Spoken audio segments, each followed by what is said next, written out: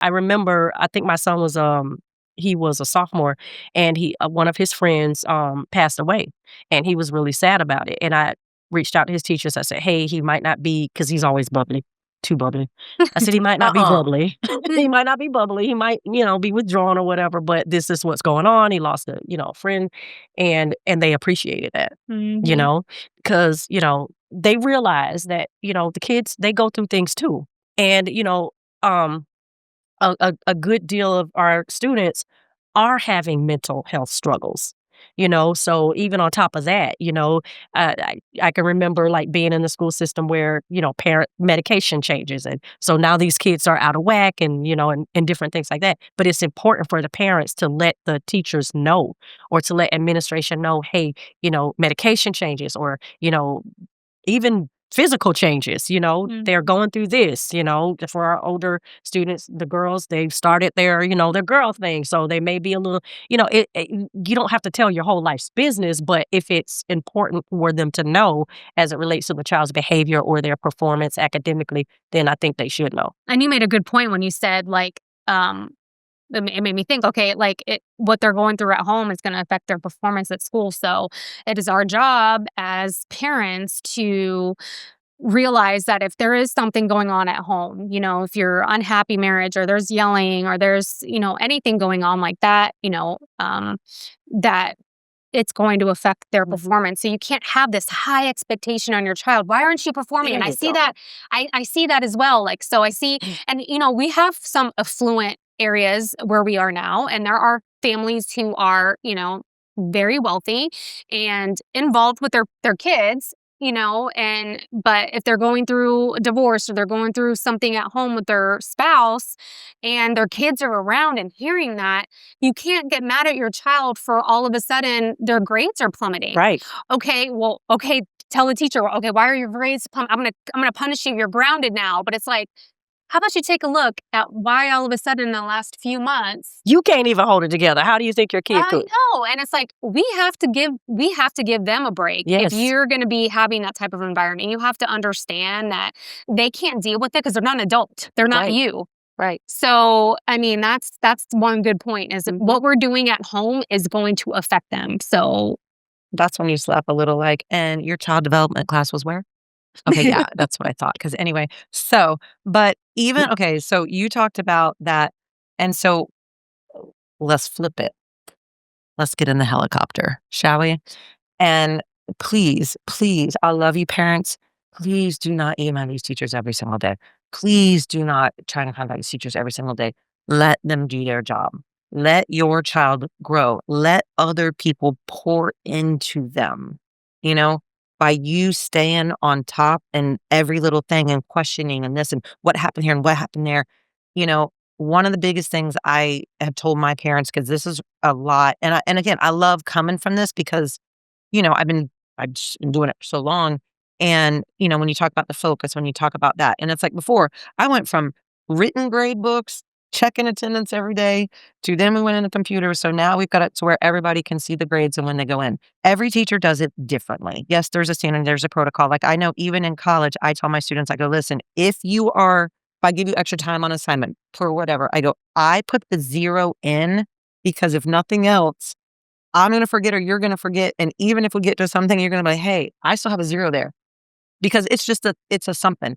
So, even with that, if a teacher did this, but so many times the students are going, there's nothing I can do because these parents are just hammering these kids about why did it not change? You turned everything in. You're lying and you told us. They're like, there's literally nothing they can do because there is still, please give them a little bit of a grace period because sometimes you never know what's going on at school. Yes, teachers are held to a thing. Yes, they've got every school is different when they put their grades in 24-hour turnaround, whatever it is. But sometimes things get missed. It doesn't mean your child is lying. It doesn't mean you have to hammer that teacher.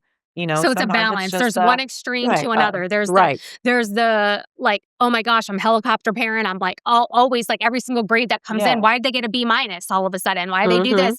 And it's like, then there's the other side where they're like completely checked out. Right, So you got right. to find a balance in there. There's got to find it like a sweet spot in there. So you got to be, involved. Teachers want you involved, but they don't want you Yeah. like emailing of why one of the questions out of 95 are wrong when you're reviewing that. And I mean, like you said, it can get too much. And yes, I know some of those parents as well. And it's like the high expectations that sometimes parents put on Mhm. their, especially our physicians, our, attorneys, these very, very educated people that are having children, putting such pressure on kids because not all kids are the same, It's right? true. And That's not true. and they're not going to necessarily learn the same way you did. I mean, and I can That say is that true. even as a parent, both my kids are night and day. One of them is a lot like me in the way they study, and the other one's a lot like their dad. Mhm. And it's like two different Yeah. type of Yeah. things. And I know it can be frustrating as a parent, of course, because every parent wants a child to succeed. Every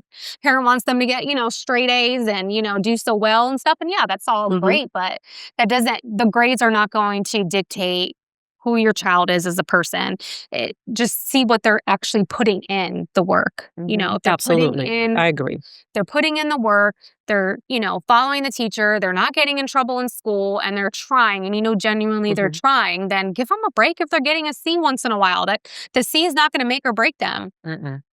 And I again, and agree. I know, way back in podcasts and, that's where I think when you said something like a C student or whatever, Yes. we know your kids. We know them very, very well. I mean, if you're elementary, you're spending all day with them. If you're middle, you have them for a period of time, but we get to know your kids and we get to know your kids objectively and as them, as people. We're not conditioned to them and, all this other stuff. So we almost kind of get to know them in a better way because they get to show up and just be Different. Mhm. themselves. It's And true. so, and here's the thing, I know TJ talked about, what was it, stats or whatever. You come in and you're like, listen, we're just going to hit this. Girl, if you get that, I'm celebrating that. Cause I was like, I know how hard. And actually, I just did that with she's a dual enrollment girl and she had to turn in this paper 3 times. And yeah, I could have really, and I said, no, I know how hard this baby's working. Mhm. She's doing everything right. There's no way I'm doing that to this kid. You know what I Yeah. mean? Because she did as much as she could do. She got enough to pass. There it was. If somebody wants to, then, whatever. She ends up with a B in the class, and be in the class, but that's not what it's about. So that's what I'm saying.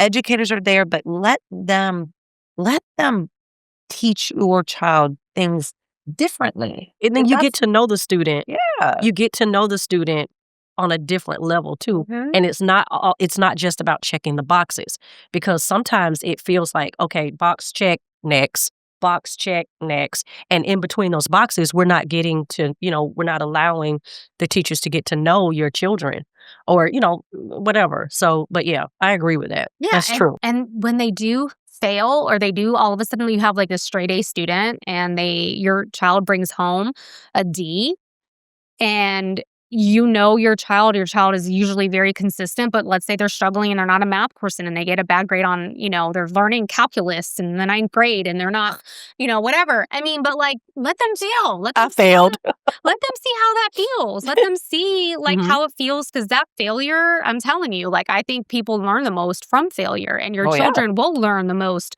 from getting that D and they studied hard. Let's say they did do their best, but they're just not getting it. Let them humble them a little bit Mhm. because, like I said, I remember you talked about that podcast in the very beginning is like, C students are still like some of the best people and they can be the most successful. It's really not about the straight A's. It's really not.